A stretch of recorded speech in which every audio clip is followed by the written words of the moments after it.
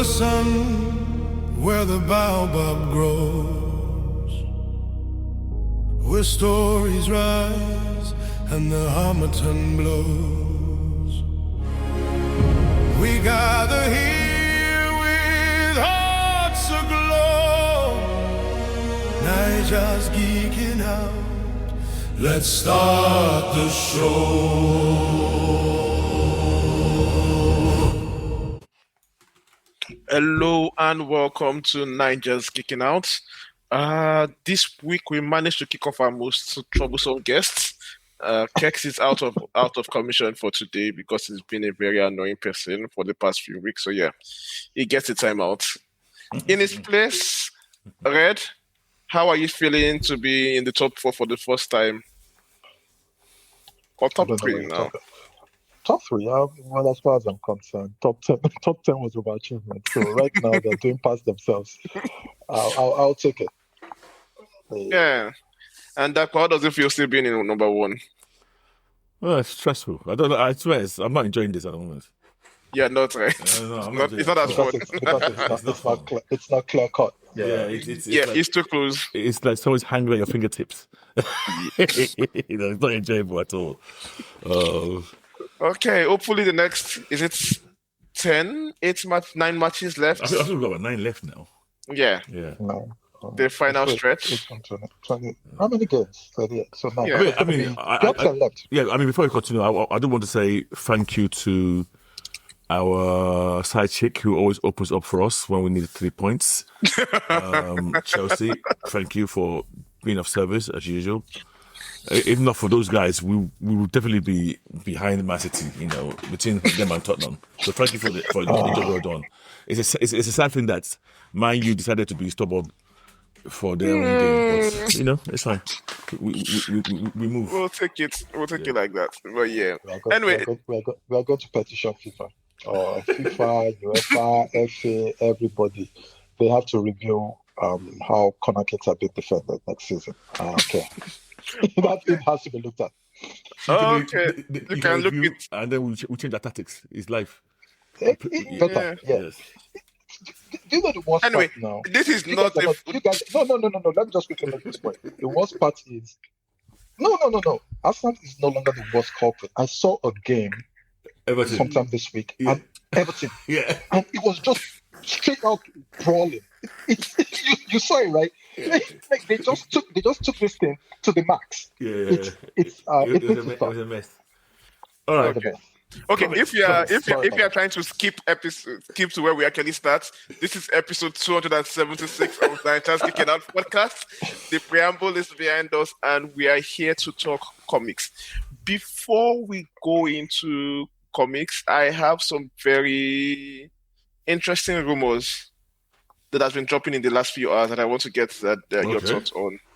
In light of the new Warner Bros. And Paramount deal that is happening right now, there is a very, very out there rumor that James Gunn would leave DC because of the deal. I saw this. Yeah. And please, explain to me like I'm a 10-year-old. Why does this affect Gunn to that degree that he would have to leave? Is it the politics of Paramount? Yes. It's completely opposite. Completely opposite of what? Like, James Gunn is as far away from Paramount's politics as you can possibly get. So, the fear is that they might now, the messaging in his movies... The messaging is that he might want to leave to go back to Marvel, where is the heir apparent? At least according to Campier. I can say it. Go ahead. I said I can say it because unfortunately the times we live right now is no longer one of those where people can coexist peacefully. It's either for or against. You're in this house, you have to toe the line, you have to go with what we believe. And the new owners of Paramount are very on that line. Strong. Yeah, very on that line. It's happening in CBS. I mean, one of the most balanced shows ever, 60 Minutes. It's going through turmoil. Yeah, it's like they can't do their reporting the way they used to. There's complete oversight now. So I can see that. Unless Gunn wants to play politics, I don't know. When it gets a certain level, I'm not sure. Yeah, and there's also another person, not comic related, John Oliver, he's secure in his contract. I said this earlier that he's secure in his contract. They would need to go through a lot of legal battles that he's prepared to fight with his contract that to continue doing whatever he wants to do. But for James Gunn to walk away, doesn't he have a contract in place? I mean, he can actually get let out of his contract. That's what people are assuming would happen if this deal goes through. Because I know some people are still praying that Oracle shares tank in the light of AI and they cannot afford it. But yeah, no, the deal will go through. Nothing is going to stop that deal. Okay, so talking about this deal, actually, can we? So if Paramount, and purely from a lens, I mean, obviously you've actually mentioned James Gunn, so we are talking about a lens of comic book. Yeah. So if James Gunn leaves, let me take that back. If he stays, then if we look at the Superman movie he produced and released, what we're saying is that whole storyline would not have happened under the watch of Paramount. Is that what we're saying? That can't happen. It can't happen under the watch of Paramount. It can't happen. I find it very difficult to see a world where that kind of movie comes out. So my question now is, Supergirl, is it in the can already? The film. Those ones are still, because the deal is going to take a while to close. All of these are still coming out. So I don't see them. What is the first film that you think might be affected? Superman 2. Superman 2. Okay. Yeah. Okay. Yeah, I can see the argument over Superman 2. Ironically, that's the image they will want to project as the strong. Yeah. The strong. Okay. Can we play this if game? So let's assume there is an issue. There's a clash. He walks. Yeah. So first of all, you first said something about he might be going back to, if it happens, he could go back to Marvel. Yeah. It's the kind of person Feige would retire to. Okay, it's fine. Before I talk about that side, if he leaves, who does that leave the door open for in DC? Who is your most? Let me see. They're going to bring in someone from that kind of world. From that. So okay, let me put it out there. It's not Snyder, is it? It can't be Snyder because Snyder doesn't. I don't think Snyder's politics also. Run that way. Okay. Yeah, I may be wrong, but at least from his movies I've seen, he's not on the nose with his politics. He's on the nose with his cinematography. Yeah, he doesn't because us with words. Yeah, even things like Watchmen and the things he has done, even Superman to an extent, his politics lean left. Even though his imagery and everything and all of that is over the top. What's the best movie made by Paramount in recent memory? It's movie? Yeah. I'm trying to get an idea of how good they are at making movies. No, Top Gun. Which, okay, you know my stance on those. They're not... Who does Mission Impossible? Yeah, they do Mission Impossible. It's them as well. But Mission Impossible hasn't been good for a while. Yeah, this is my problem. Everything I can think of that they do is generic actioners. I mean, if you're talking comics, their Teenage Mutant Turtle was really good. The animated one. Okay. Yeah. Okay. Because even I'm sorry. So the Transformers, apart Transformer 1, I liked, but all the rest, generic, over the top action. What's this thing called? No, the Bumblebee was okay. Yeah, but you've got like 8-9 movies, and you can pick 2. Okay. Yeah. It's like fantasy. It's like, what's this movie called?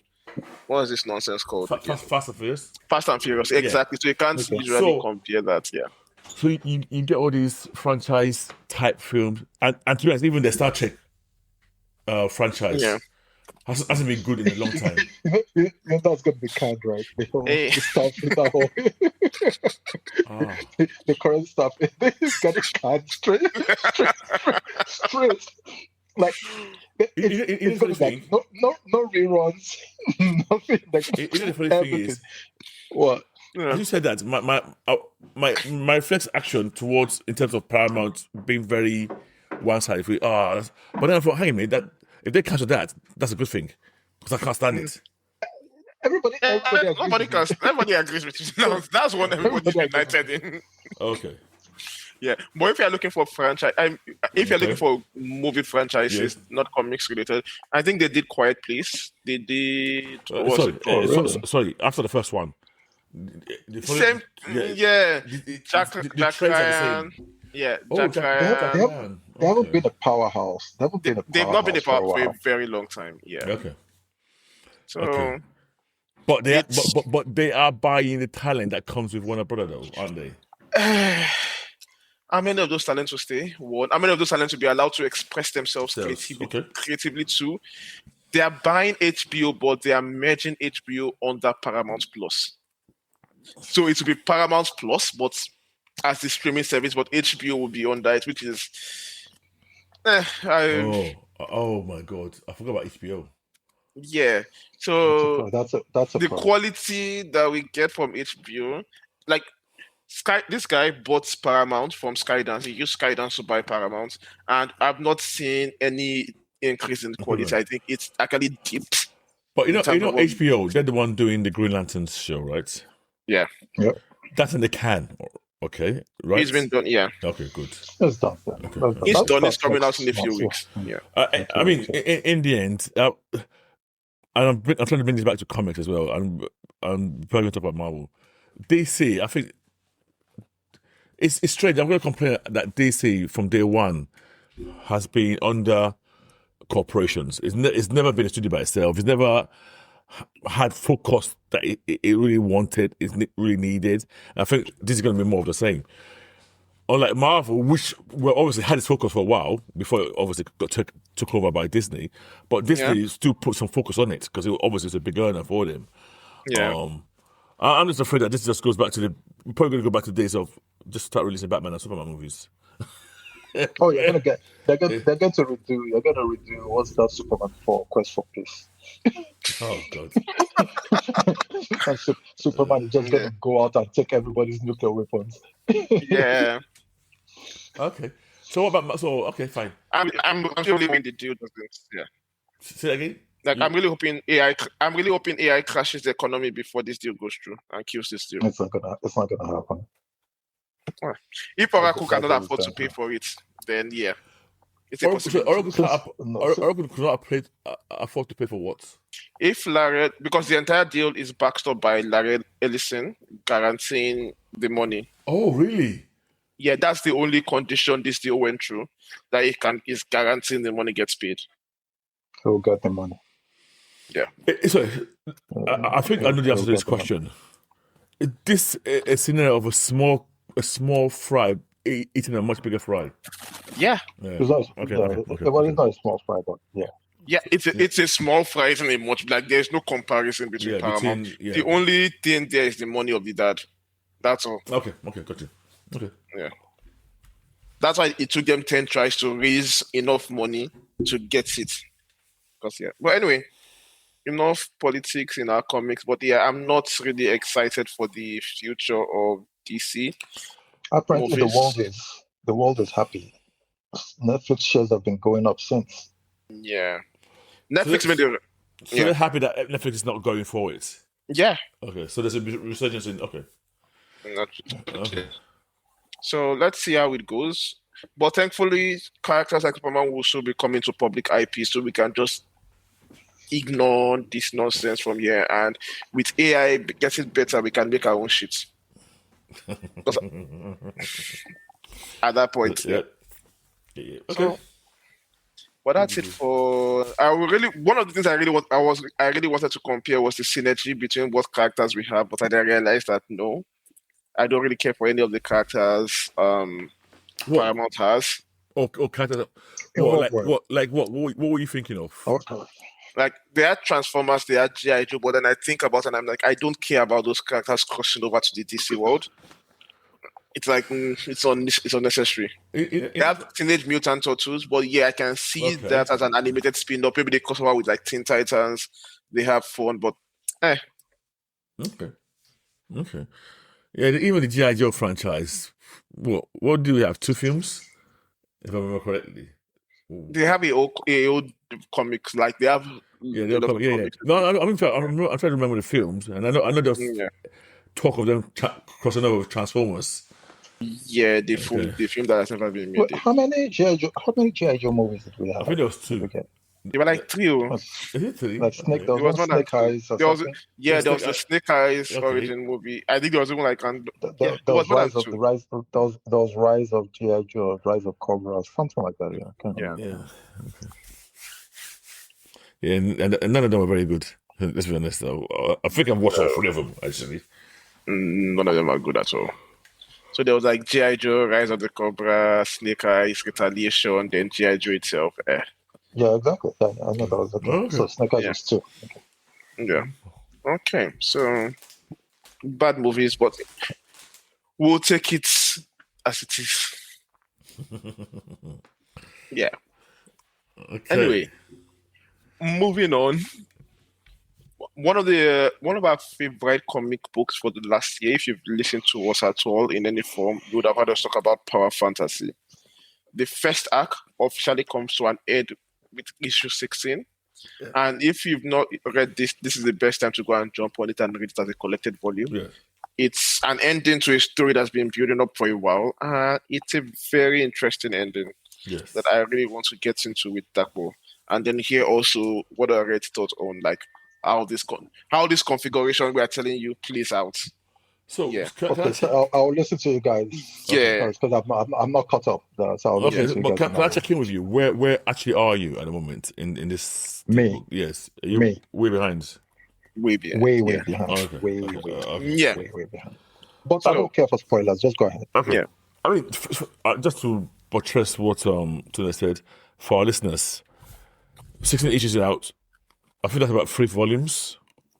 This is Yeah, right. 3 volumes. Yeah, this is the right time, and it's a complete story, and you can read this in one sitting, or read this whole story, and even if you never go back to the book, in a way, it's an end to that storyline. Yeah. They will now start a new storyline, most likely end of this year, but you don't have to worry about that. This is a complete arc, and I would recommend it. I'm being upfront about this. This is one of the best books that's come out in a long time. Yeah. And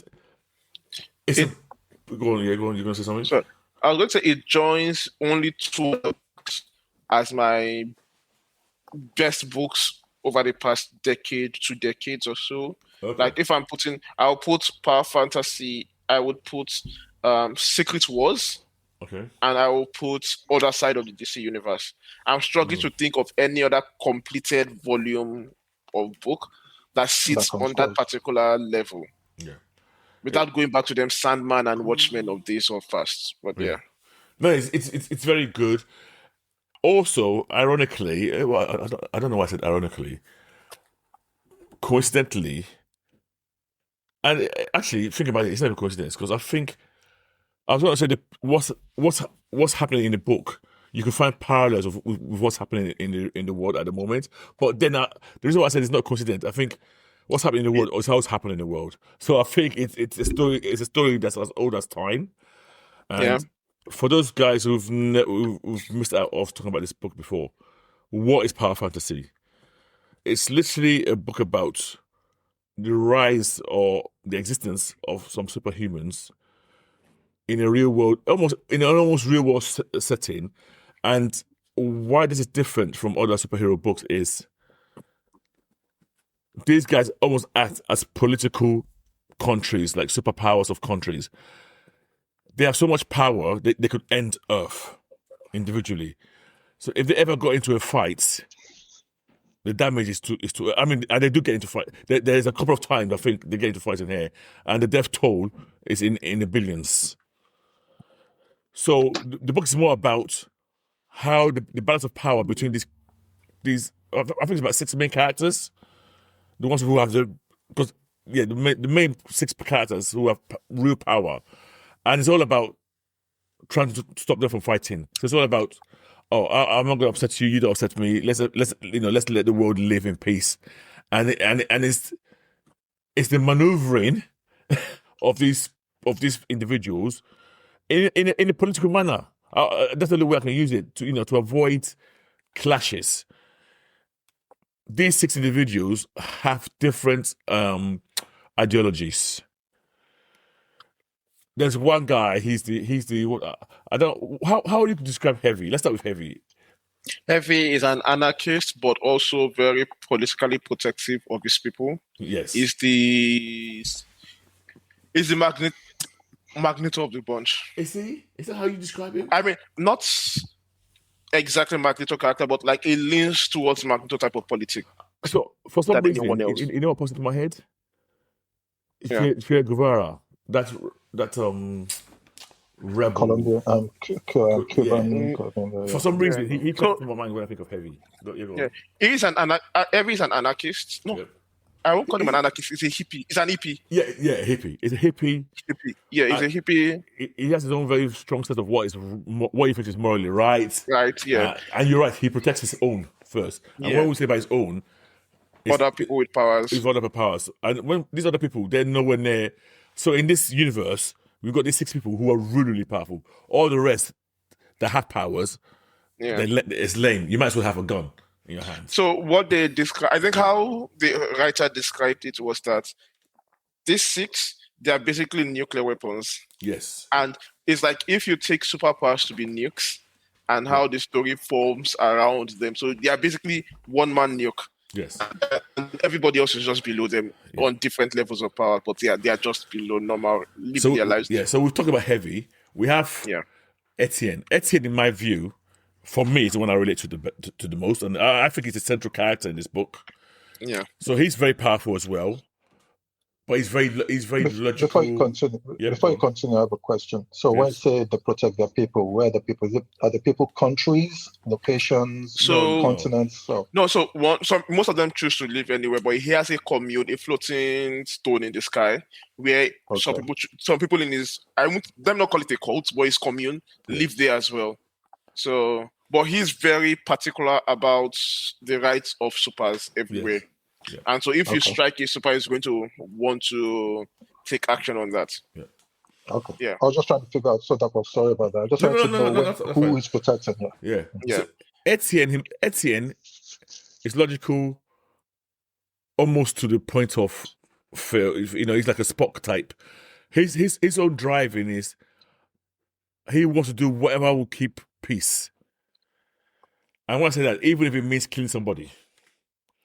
I think it's described as very utilitarianism or something like that, where it's utilitarian, where it's stripped of emotions, like logical to the point. What is the most pragmatic good I can do? What is the most ethical thing to do? So it's driven by ethics. Yeah, it's really ethics, but in a logical manner. Yeah. So he's the person who will press the button to kill 10,000 if it will save 100,000. Yeah. He's the person who will do that. Okay. Yeah. So he will not shy away, I guess, from that kind of action. But it would not make. He will also not make those decisions in a void. Yes. He would look for what is the best, or it's not, because when people use that kind of decision framing in comics, especially, you realize they're very lazy about it. Yeah. Like you can think of 1,000 ways to get around that, but he would examine all those 1,000 ways and then go for the best option. Then we have I'll leave Elisa to last. We have Masumi, another character. She is a wild card. She has no interest in the politics of the superpowers. She just wants to go ahead. I think she's an artist, and she wants to be an artist. But her power it's almost like being the Hulk in a way. Her power is barely it's if she's upset, her power comes out without her being able to control it, and it can lead to millions and millions of people dying. So Etienne spends a lot of time trying to keep her calm and make sure that she's happy. So she's a wild card because if she gets upset, I think she in one book she almost wiped out Tokyo because she got upset. And when I say upset, not that maybe her girlfriend dumps her. That's enough to trigger her. Or a critic gives a bad review of her work. That's the level of hair trigger line, we're walking around this lady called Masumi. Who else? So you're missing Valentina. Okay, I want to leave the last. I want to leave her and Elisa to last. Then Magos. So Magos. Now he's the court guy. How would you describe Magos? So Magos, there are two Magoses. My guy. My guys in this state. Now Jackie, who has the power to know everything. Yes. He knows spy. Not spy to the nearest rounding number, he knows spy. All the way to the end. Spy, all the way to the end. So he knows everything that happens everything that happens as soon as it happens, that kind of thing. You understand all the physical laws of things going on. You can hide things from him, obviously, but yeah, he just knows stuff. That's his power. And then at some point in the middle of the book, he's replaced by an acolyte who doesn't know anything. Yes. Yeah. And he's pretending to be Magos. One thing about Magos is to counter the other powers that exist, he built a court. Yeah, it's a pyramid scheme, yes, where all powers flows to him. So the bigger the pyramid scheme, the more power he has, and at some level of power, he becomes a superpower by himself. He can do superpower level shit. So he built the court where the lower base gets an amount of power, the higher you go up in the count. Just basically that, and he's at the top of the pyramid, where everybody's power flows up to him. Yeah, and then they can use their lives at any point. Oh yeah, is it a Ponzi scheme? It's a Ponzi scheme for powers. It's a Ponzi scheme for powers. Yeah. The more people in the Ponzi scheme, the more it flows up to him. But yeah. So those are the two left. You could almost call them, there's one Valentina who's almost like an angel, and we'll come back to it. And the other one called Elisa, who's almost like a demon. Now, no, Elisa is human. Yeah, but she's like a demon now. So, okay, guys, let's do this. Valentina, she, of all these characters, for me, is the most, whose origin is the most mysterious in my mind. Because she seems to have just appeared on Earth. She was born when the first nuclear bomb was exploded. Unleashed, unleashed. That's when she was born. But the way she talks, she talks like she's an angel. She talks as if she's come from a heavenly plane. So she talks very much like an angel and in very religious overtones. So you can't but describe her as an angel. Now, in terms of this whole balance of power, she generally aligns with Etienne. But she's also a control for Etienne as well. So she, in a way, she's so powerful that if any of those people get out of line, everybody wants her to talk to consult with her first before they take action, because they want to make sure she's on their side. That's the right thing to do before they take any action, because she's so powerful. Now, Elisa is human, as you said. She was once part of the court at one point. Somebody gave her some information how she could. I'm going to use religious terms because that's the best way to describe how, in my mind, she at one point descended into hell to go and get power.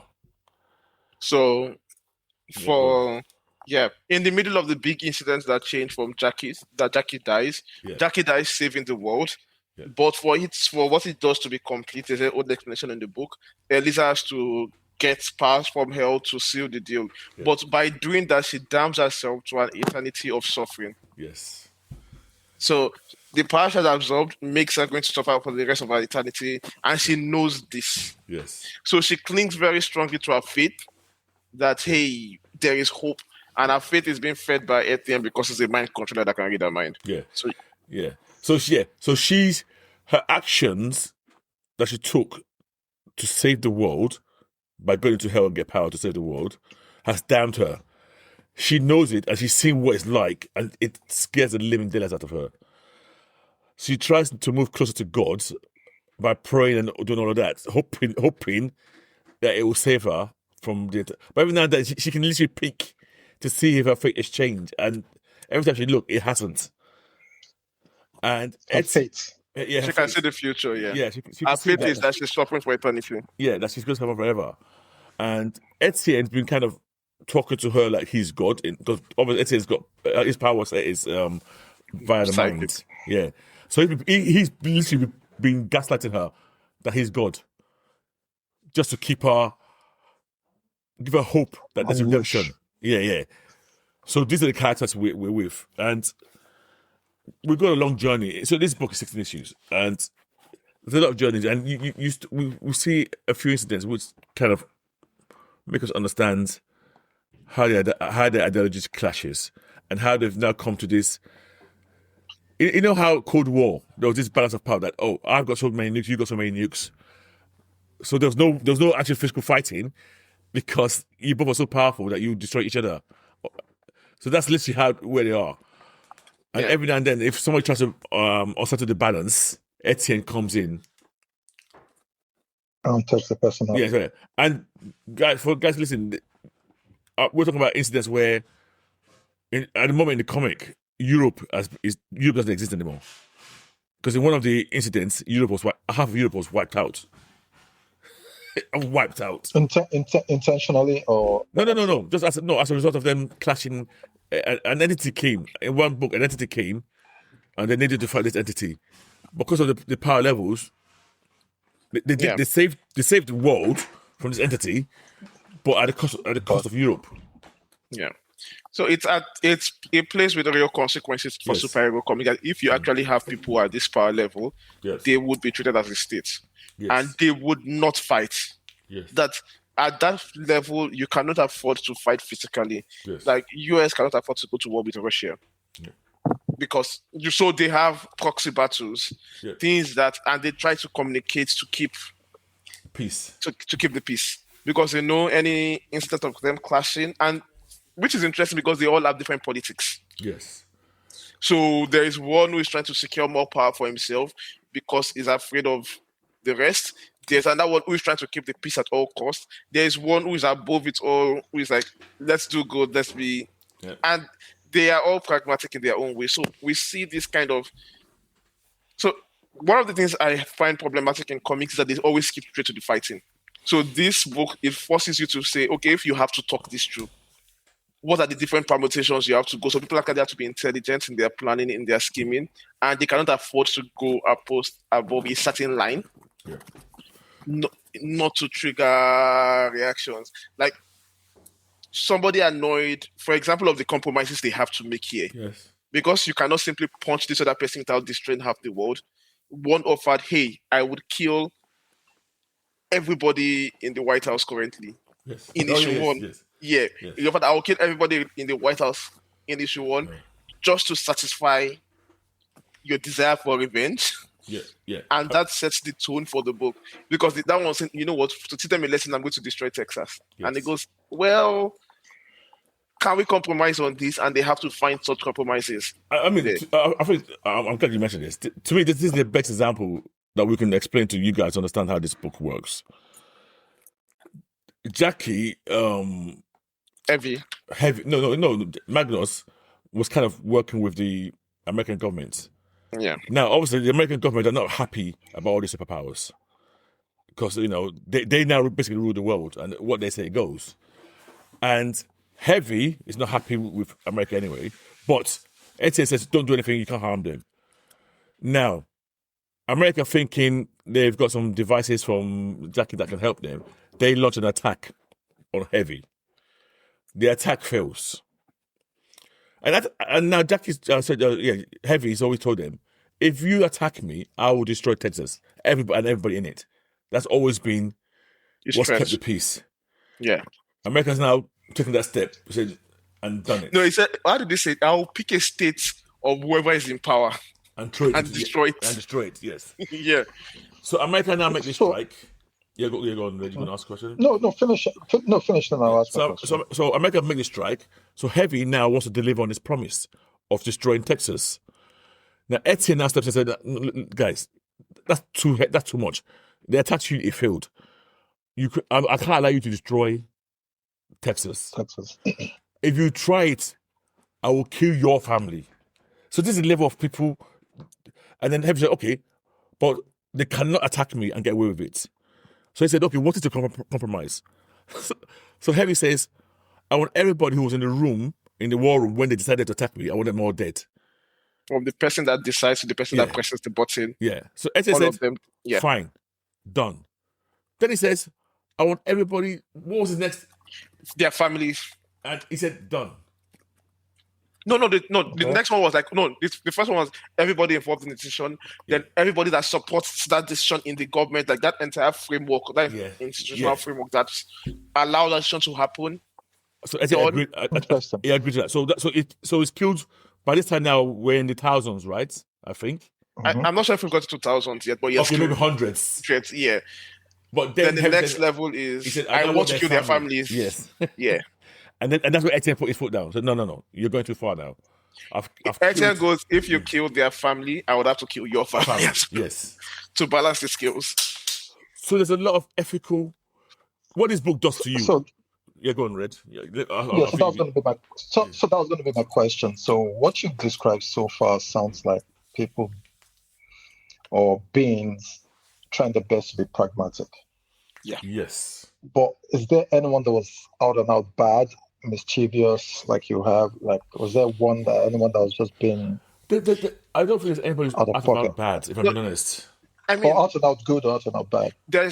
Valentina is the most morally good person there. She's an angel, literally. Yeah. Like, no shade about that. She's also very pragmatic about her goodness. Yes. She would kill people. She has actually killed presidents before when they tried to kill her. She went to the White House and she killed them. Yes. When they tried to nuke her because they killed some people she was with. So that has happened. But there are people that are scheming around this. Yes. They know the rules that, I cannot, like the Magos, for example. Yeah, Magos is the best example. He tried to scheme around it. But he also knows the rules. So he's trying to get rid of one of them before he can act in this direction. But all of this, none of them are foolish enough to say, I'm going to fight you face to face. Yes. Because they know. I mean, to be honest, Valentina doesn't scheme. Even Elisa doesn't really scheme. The schemers, the main schemer is Magnus. Magnus and Etienne, actually. Etienne is a schemer he's an anti-schemer. If you're scheming, he'll scheme. And then But the one thing about Etienne is on the low, he's wary of any new superpower coming to upset the balance. And he will take, what's the word that the Americans like using? Preemptive strikes. Yeah. I mean, he's on, like, this was his ethical framework when we were introduced to him. Yeah. He was talking to Valentina and he goes, hey, the best decision what I should do for the world to have peace is to kill you, kill myself. But I realize that doesn't solve the problem of superpowers emerging because more will emerge. So the next best thing is to both of us take over the world and stop any other superpower from emerging because we're in full control of this. And he goes, Valentina disagrees with that I'm not here to rule the world. Yeah. And then they said, okay, no, we would find a peaceful detente where we control and balance ourselves. But on the low... What if somebody came that was strong, that ended up being stronger than them? That's the... So apparently Valentina is Valentina, they are both at the highest level of power you can get. No, not Etienne. Not Etienne. Valentina is at the highest level of power you can get in that universe. Yes. She's like possibly the strongest being available then. So their way of measuring the powers, and she's way above. So I think there's three of them that are on the same level. Yeah. Valentina, Heavy, and Elisa. Yeah. Basically, they can kill everybody on Earth in about an hour plus, if they wanted to. Yeah. So at that point, anything above that is like it's still the same thing. Yeah, exactly. Yeah. So there's nobody really above that point. So that's where the balance comes into play. That okay, you have this power, I have this power. We can both kill. It doesn't matter how. If you are minutely more powerful than me, that fight will cause everybody to die. Yeah. So they try to maintain that balance of politics like that. Etienne and the rest of them, yes. So when you read this book, it really reads like an ethical. When you're reading it, you're always constantly thinking, book, yeah. God, would I do this? What would I do? Is that the right thing to do? Yeah. In a weird way, I really want people. Sorry, today, you're religious, right? Yes. So as a Christian, yeah. Oh, shouted yes, like faith. Let me tell you. Does this affect you in a different way, this book, or does it give you different? Yeah, go on. It kind of matches because we've had a lot of ethical conversations in the past around what you do. I lean more on Valentina's side. Right. Okay. And I lean more on the act of restraint. Okay. That not exercising your power for what's this thing called? Okay. Which is So actually, let me be very clear. Who do you align with most out of all these characters? It will probably be Valentina. Okay. So I guess that's a slight difference between me and you. So I align more with Etienne. With Etienne, okay. Yeah. I see the logic for Etienne, but Red. Where you've read so far, are you aligning with any of these characters more than the other? No, I can't. I don't have full insight. Or let me put it this way: if you had ultimate power, what kind of politics would you be practicing? Would you even practice politics? Would you just say no? I don't care. I'm just doing my own I don't care. You have Superman level power or Thor level power, or I won't say I don't care. I'll probably step in, form an alliance, but I think I'll still give some level of. We'll try our best to lay out the law. If you break the law, there's no redemption. There's no redemption out for you. I don't. You see, you're talking law. To me, law has become relevant. There's no more law. You are the law. You are the law. That's what I'm saying. I'll tell you what the law. I'll tell you what the law is. Okay. It's probably heavy or Valentina. Yeah, you sound not Valentina. You sound more like heavy. Not even like Etienne. You don't sound like Etienne. It doesn't sound like Etienne. You sound like Etienne is a more heavy character. Yeah. Which I feel, some people would go that direction more. In a funny thing, right? None of these characters. I'm not talking about Elisa right now. I'll keep her away. None of these characters are.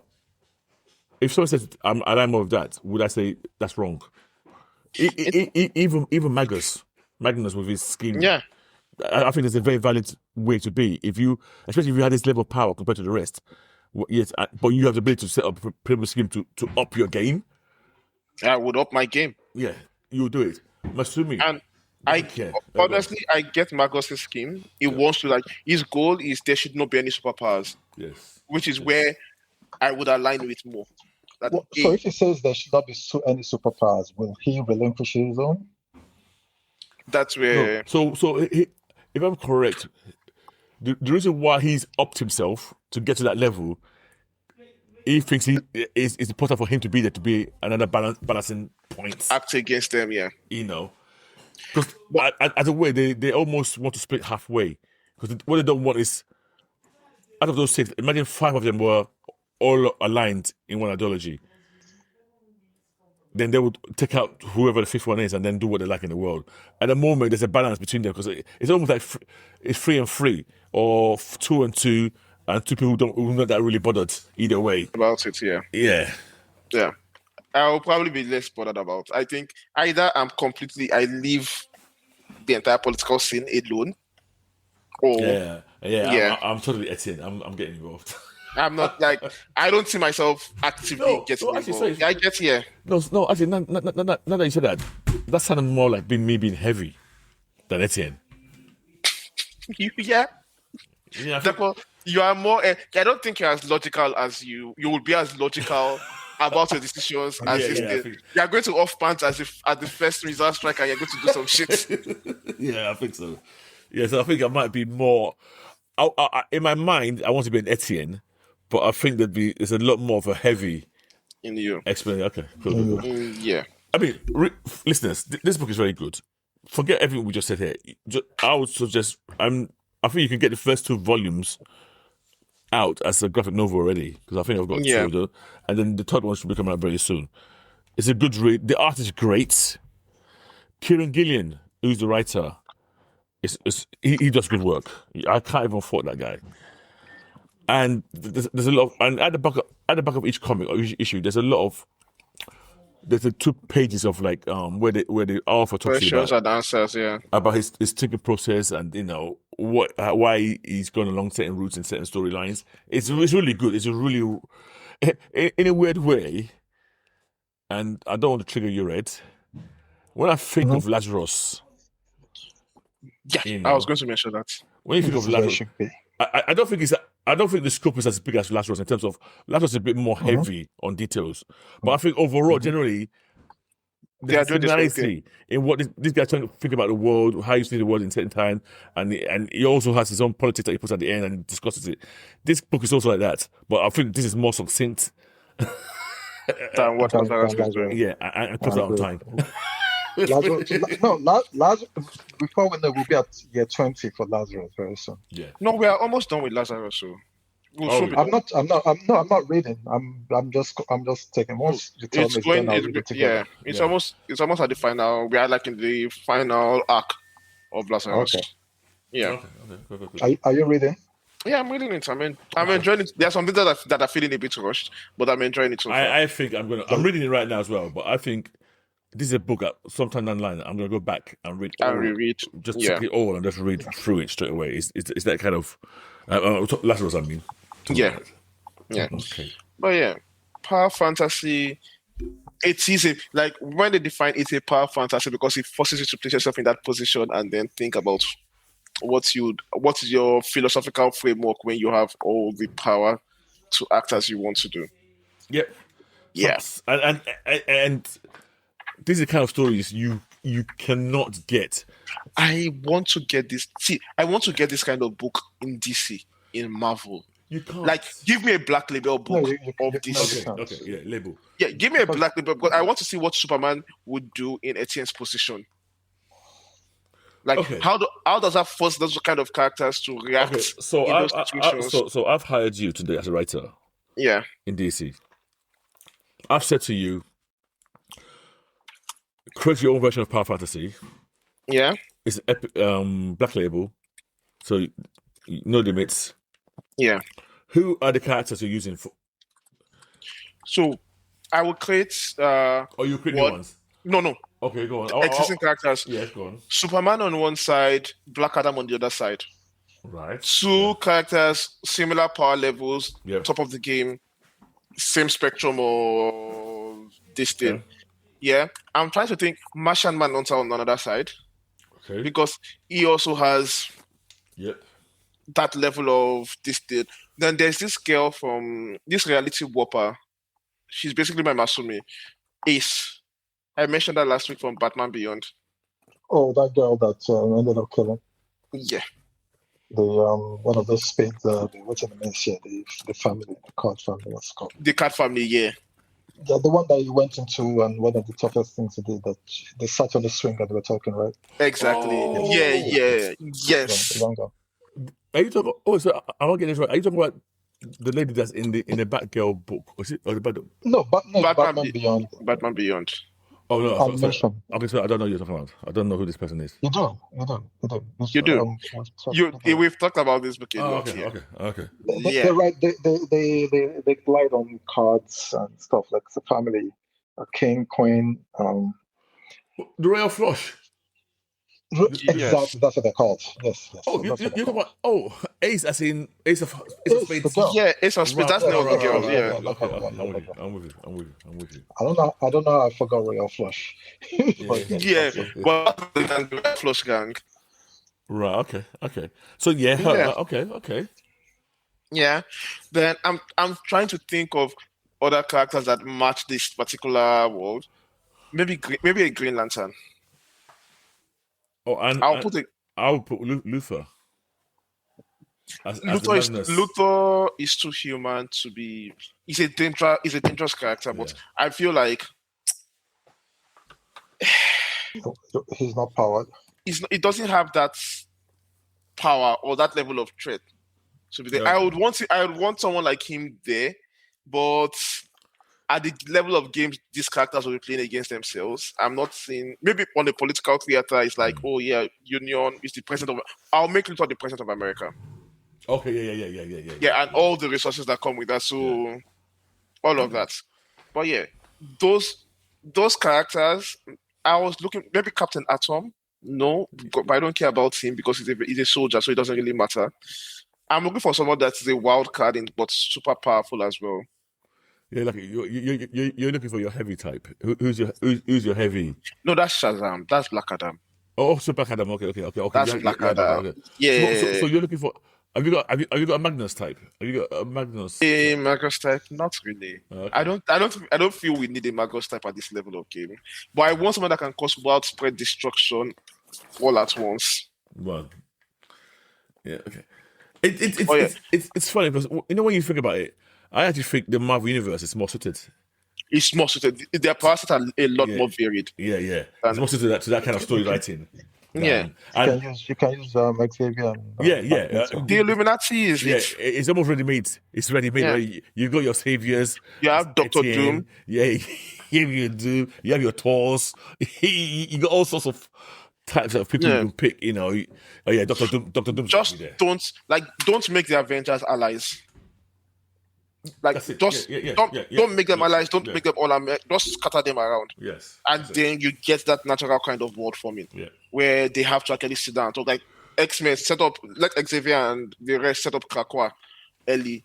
Let Iron Man, which is Iron Dome of America, this thing with all the iron, whatever he has, flying around. Actually, you know what? In Marvel, Magneto is the heavy, and that floating island is Genosa. Yeah. It works. It works. It works easily with Marvel. Yeah. Because I would love that kind of book. Ickman has tried to do that, but that's why I'm disappointed in Ultimate Universe. In that it made the maker above all. I would have loved to see the politics of the various factions he tried to create and how. But they had a guiding hand from the. The guiding hand, and it's like, nobody cares. Okay, cool. Anything else we want to talk about? I'm sorry, guys. So I think we've talked about Power Fantasy to the end. Oh, was there not this news about a new comic book coming from Ickman? I mean, from Robert Kirkman. So, from Robert Kirkman, the writer of Invincible, Walking Dead. If those are two iconic franchises, everybody in the world should know. Like, if you don't know Walking Dead, you know Invincible. Yeah. If you've not, To me, if you don't know Invincible or Walking Dead and you're on this podcast, I would challenge what's happening. Yeah. Yeah, so he's some other books here and there, Oblivion Song, Thief of Thieves, Outcast, I think. Yeah. And now he wants to start a new superhero book. He's returned to the superhero genre for the first time in a while. The book is going to be titled Terminal. What makes this book interesting is the people he's partnering with. Okay. Joe Casey, Andy Corbett, David Finch, and Otto Adams. And the Corbett and David Finch immediately picked my ears because they are very, very good. Do you say Joe Casey as well? Joe Casey as well, yeah. Oh, okay. So Joe Casey's on the artwork, and the Corbett as well, David Finch. So, yeah, you are getting some quality names on this particular concept. So, now, No, go on. I'll let you finish. Now the book is about, just reading the synopsis, a secret war is being waged across the world by two forces with superhuman abilities who blur the line between good and evil. And then there's the main character who is searching for a sister that puts her at the center of the conflict. And then something about how you get your powers. Okay. So, yeah. Sounds good. I mean, I'm on board. The way you said Kirkman, so far to me, he's batting almost 100. So any new book of his, I was always going to give it a good chance. Do we know when this? Do we know when this is about to come out? July. Oh, okay. That's soon. Yeah. Okay. So, why I'm slightly less on board is it's two factions. I don't like the idea of two factions. I know both factions are not good and evil. Like, it's going to play a lot because Kirkman is good with playing with morality along for But I think I'm tired of two factions. Give me multiple. Maybe because Power Fantasy and Lazarus has spoiled my expectations around I was this. going to say that. I think he's been spoiled by Power Fantasy, and and I think I'm more interested in like multiple factions vying for power. It makes the conflict a lot more interesting versus two distinct factions. Okay. Yeah, I hear you. I'm July. Okay, that's not too bad. I can wait. I'm not in a rush. Okay, so that's anything else from any other news? No other news. Yeah. When is? I thought we were gonna have a new show by now. It's next week, I think. It's Green Lantern. I think something is next week or 2 weeks from now. Invincible. We have Invincible this March. Mm-hmm. Oh right, okay. Yeah. Okay. But it's towards the end of March. What about Daredevil season 2, Born Again? Oh, that's true. I'm not sure when that is coming. Let me double check. Because the boy was not The Boys also the Boys and the final season of The Boys. Yeah, Daredevil is March 24, so towards the end of the month as well. The Boys and Invincible might be the same day, right? Yeah, The Boys is April. So for March, we switch to The Boys quickly, where we're having a lot to talk about. And Invincible. I think Invincible overlaps with The Boys. March 18. 18. Oh, so Invincible is next. Next. Oh, okay, cool. In 2 weeks. A couple of weeks. Oh, good. Yeah. So we'll be having like 3 shows that we'll be talking about simultaneously in that period. Nice. But hey, there's another book I really liked that this book Power Fantasy reminded me of. Wildstorm. Oh, yes, by Warren Ellis. I really didn't like that it ended like that was the world I really liked. What happened? How did it end? In 24 issues, it was a complete story. Yeah. Right. So here's I'm going to ask you a question here. That is your introduction to Wildstorm. That yes. No, I knew of Wildstorm. I've read random books here and there. But you did not read the original Warren Ellis run. No, I didn't read the original Warren Ellis run. You need to get on that, especially the Authority. Yeah, because I felt it was already. Why I skipped it on purpose was that it was feeling dated. Oh, I was afraid the book would be dated. Oh, did you? I've not read it yet. I've read some random books here and there, but I was afraid that if I go back and read that book as it was written then, in the climate it was written, that it will feel a lot dated compared to. So I just said, you know what? Let me read what he's putting out now. No, I think it was. I think back then it started off as Wildstorm. I think back then, it became Authority. I think the Authority really got on board with it. Yeah, I really loved the Authority as a book. Yeah, but the 24 issue was really good. Those 24 issues. Yeah, but that was a reboot of it. Yeah. Like that world, I see. When I love that kind of world building, I like. Yeah, I mean, to me, Warren Ellis has always been. I was going to say, is he not my favorite? Is it? I think no, it's a toss-up between him and Neil Gaiman. Oh, okay. Yeah, I've always loved him, but I mean, Neil Gaiman did Sandman, and he did Miracle Man, like the latter half of. Yeah, but Warren Ellis is back in the day. That was my. I mean, he did the book that you guys are always attacking, My Planetary. Person, yeah.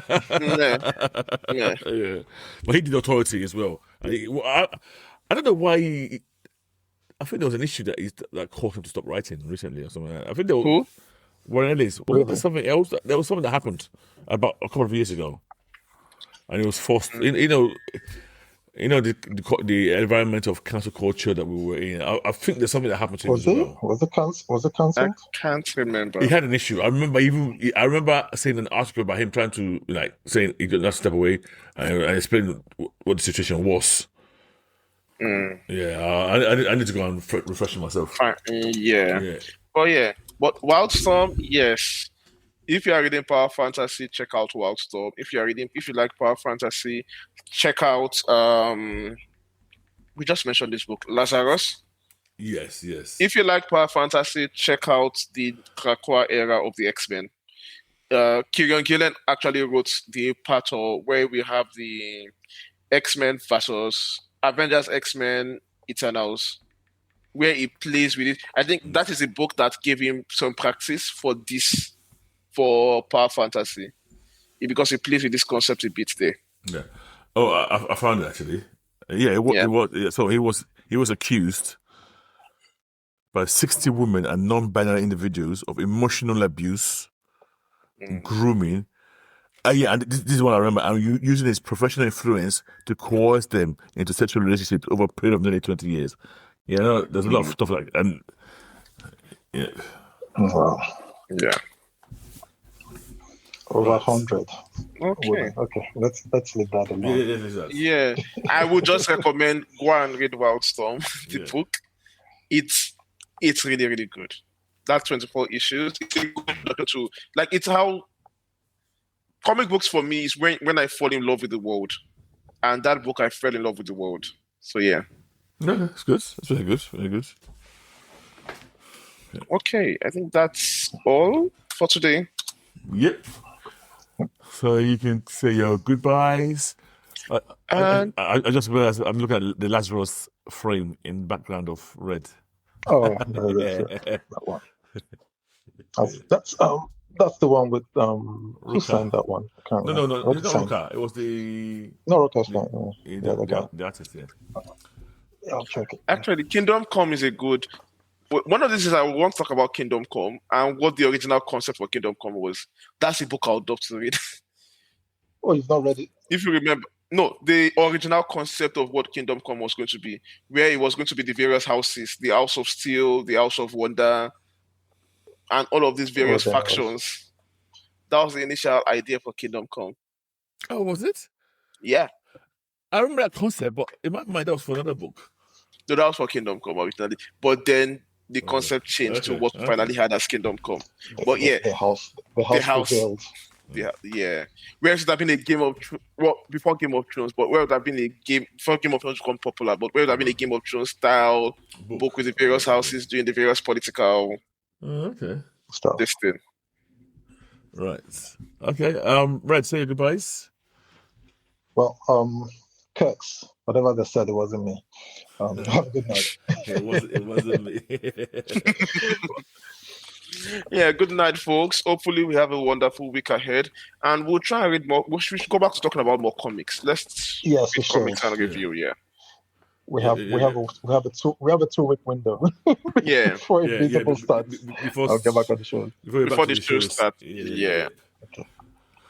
And guys, thanks again for listening, and we will see you later. Boom, boom, the drums are loud.